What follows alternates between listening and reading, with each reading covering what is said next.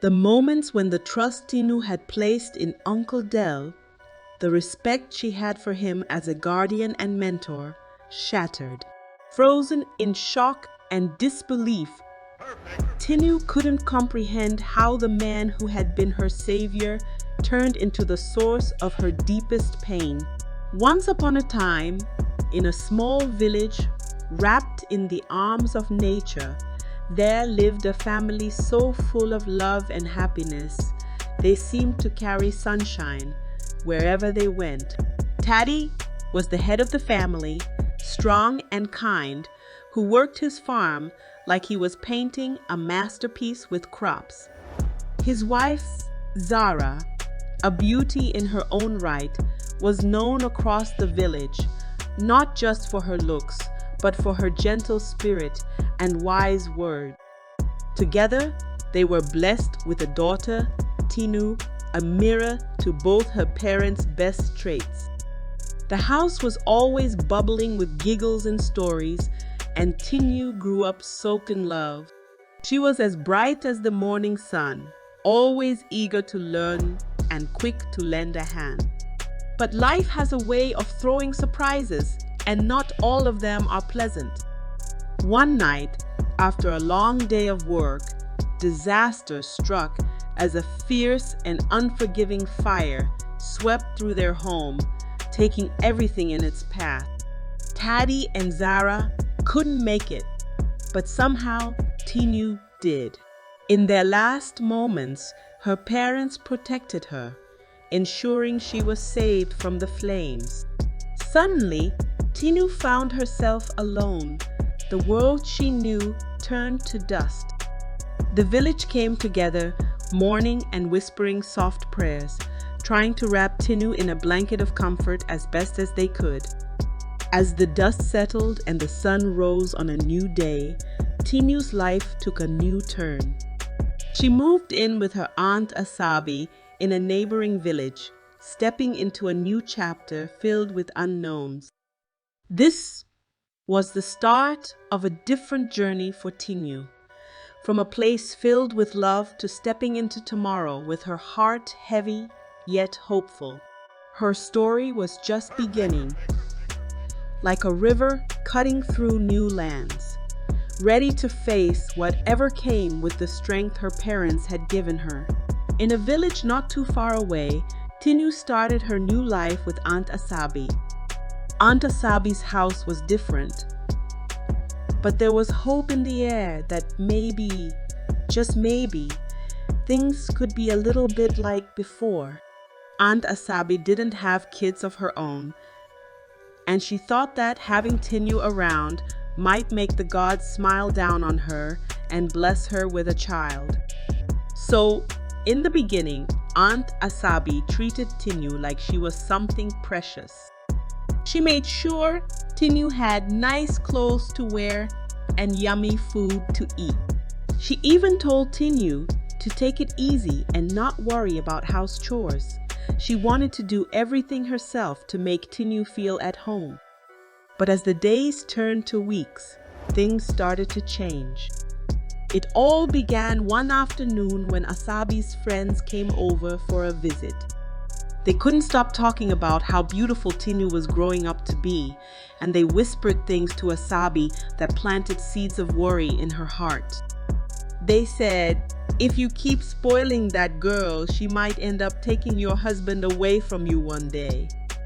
Those words stuck in Asabi's mind like thorns, and slowly she began to see Tinu in a different light.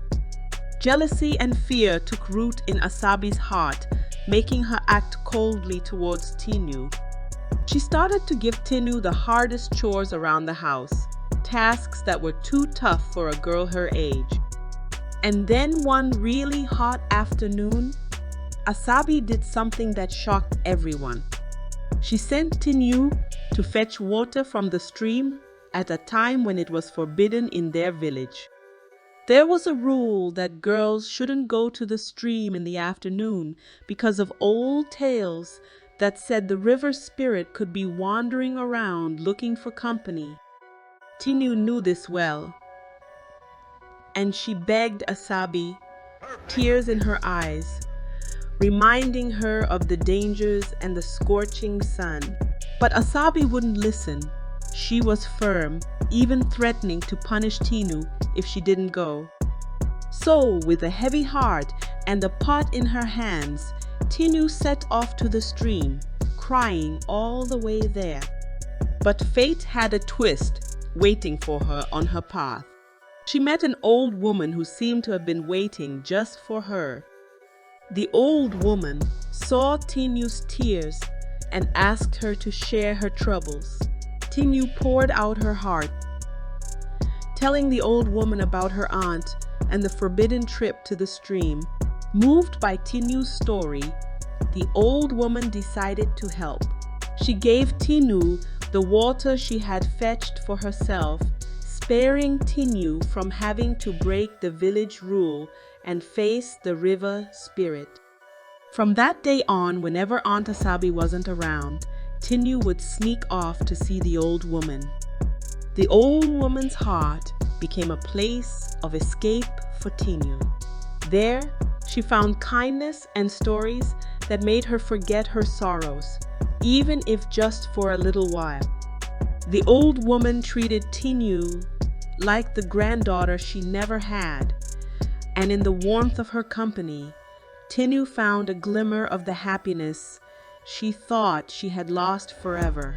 After that first meeting by the path, Tinu and the old woman formed a bond that was as unexpected as it was strong.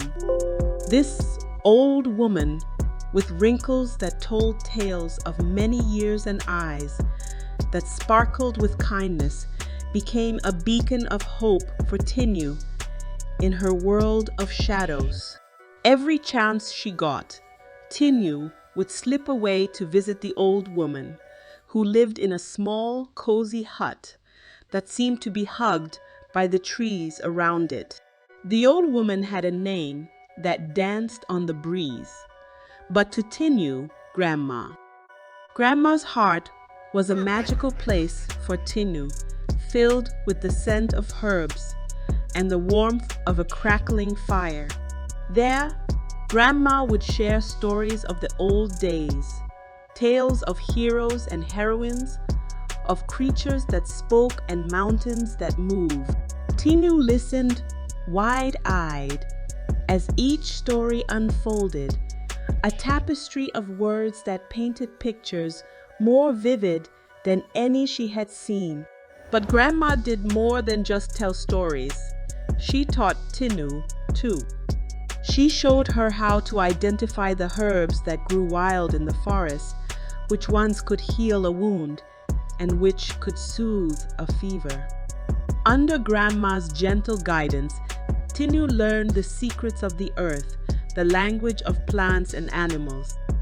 It was a world away from the harshness of Aunt Asabi's home, a sanctuary where Tinu's spirit could soar free. However, the peace Tinu found with the old woman couldn't last forever.